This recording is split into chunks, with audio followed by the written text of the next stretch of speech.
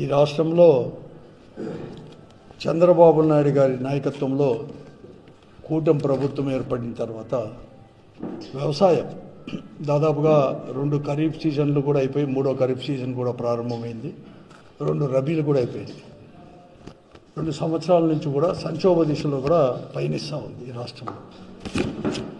ప్రభుత్వం ఏమో దిక్కు మాటలు చెప్తా ఉంది, వ్యవసాయానికి అతిపెద్ద పీట వేస్తాము, అన్ని రకాల రైతులను ఆదుకుంటాము, ప్రాజెక్టులను పూర్తి చేసేదే కాకుండా వ్యవసాయానికి విత్తనం దగ్గర నుంచి ఎరువుల దగ్గర నుంచి అన్నీ కూడా మేము చేస్తాము, నష్టం వస్తే కూడా నష్టాన్ని కూడా పూర్తిస్తామని చెప్తానే ఉన్నారు. కానీ ఎక్కడ కానీ ఆ దిశలో మాత్రం పయనించలేదు, ఎక్కడ కానీ ఆదుకోలేని పరిస్థితి కూడా. ఎందుకంటే ఈ ప్రభుత్వం ఏర్పడినప్పటి నుంచి కూడా ఈ 2 సంవత్సరాల్లో కూడా అతివృష్టి, మొదటి సంవత్సరం అతివృష్టి అనావృష్టి వలన పంటలు పెద్ద ఎత్తున కూడా దెబ్బతిన్నాయి. ఆ రోజు జగన్మోహన్ రెడ్డి గారు ఇటువంటి సంక్షోభాలు వచ్చినప్పుడు వ్యవసాయంలో ఇన్సూరెన్సో ఇన్పుట్ సబ్సిడో ఎప్పటికప్పుడే ఇచ్చేవారు కూడా. కానీ వీరు మాత్రం ఇంతవరకు ఇన్సూరెన్స్ లేదు, ఇన్పుట్ సబ్సిడీ కూడా లేదు, ఎక్కడ కానీ లేకుండా కూడా పరిస్థితులు కూడా ఉన్నాయి. ఈ రెండు ఖరీఫ్లో అలాగే 2 రబీలో కూడా పెద్ద ఎత్తున నష్టం వచ్చింది. తర్వాత కరువు మండలాలుగా ప్రకటించారు. అతివృష్టి అనావృష్టిలో దెబ్బతిన్న పంటలకంతా కూడా బీమా రూపంలో కూడా ఇస్తామని చెప్పారు. గత సంవత్సరం అప్పుడు జగన్మోహన్ రెడ్డి గారు ముఖ్యమంత్రిగా ఉన్నప్పుడు ఫ్రీగా అనేది కూడా బీమా పథకం అనేది కూడా వర్తింపజేస్తూ ఉంటే ప్రీమియం రైతుల తరపున కూడా సెంట్రల్ స్టేట్దే కాకుండా ప్రీమియం రైతుల తరపున కూడా కట్టాలని చెప్పి రైతులతో కూడా కట్టించుకోవడం జరిగింది. ఇన్సూరెన్స్ ₹1 రాలేదు, ఇంతవరకు రైతులకు చెల్లించలేదు 2 సంవత్సరాలు, అన్ని ఖరీఫ్ కావచ్చు రబీ కావచ్చు. అట్లా హార్టికల్చర్కి కానీ ఈదురుగాలి వలన దెబ్బలు తిన్న హార్టికల్చర్ కావచ్చు, లేకపోతే వ్యవసాయానికి పంటలకు వేసుకునే దానికి కూడా దాదాపుగా ₹120 కోట్ల ఈరోజు ఒక ఇన్పుట్ సబ్సిడీనే ఈరోజు ప్రభుత్వం ఇస్తామని ప్రకటించి ఈ 2 దాంట్లో మాత్రం ఇవ్వలేకుండా ₹1 కూడా చెల్లించిన వైనాన్ని ఈ జిల్లాలో మనం అందరు కూడా చూస్తూనే ఉన్నాం. అలాగే ఎక్కడ కానీ బీమా మొత్తం కూడా కంపెనీల దగ్గర నుంచి కూడా రాలేదు. ఇదిగో అదిగో అని చెప్పారు కానీ ఇంతవరకు కానీ రాకోకుండా పరిస్థితి కూడా ఈరోజు ఉన్న పరిస్థితి కూడా చూస్తూనే ఉన్నాం. ముఖ్యమంత్రి కూడా ఇదే జగన్మోహన్ రెడ్డి గారు ముఖ్యమంత్రిగా ఉన్నప్పుడు ఈ అనంతపురం జిల్లాలోనే 1160 కోట్లు 5 సంవత్సరాల్లో కరువు అనేది కూడా లేదు. అయినా కూడా ఎక్కడెక్కడ దెబ్బతిన్నట్టు కానీ కొన్ని అట్లా దాంట్లో కూడా 1160 కోట్ల రూపాయలు కూడా మన బీమా రూపంలో కూడా చెల్లించడం జరిగింది. 436 కోట్ల రూపాయలు కూడా ఇన్పుట్ సబ్సిడీ కూడా చెల్లించడం జరిగింది.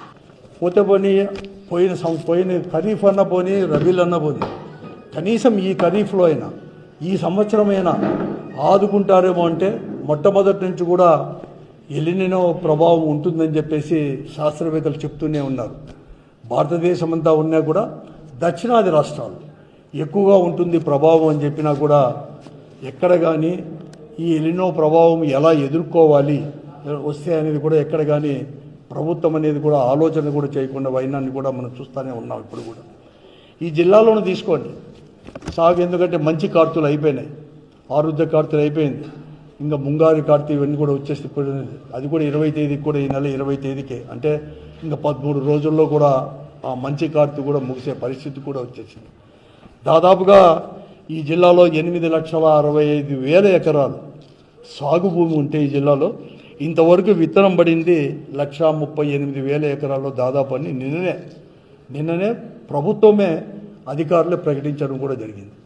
దానిలో ఈ 8,65,000 ఎకరాల్లో దాదాపు సగ భాగం అనేది కూడా వేరుశనగ వేసేవారు మన జిల్లాలో.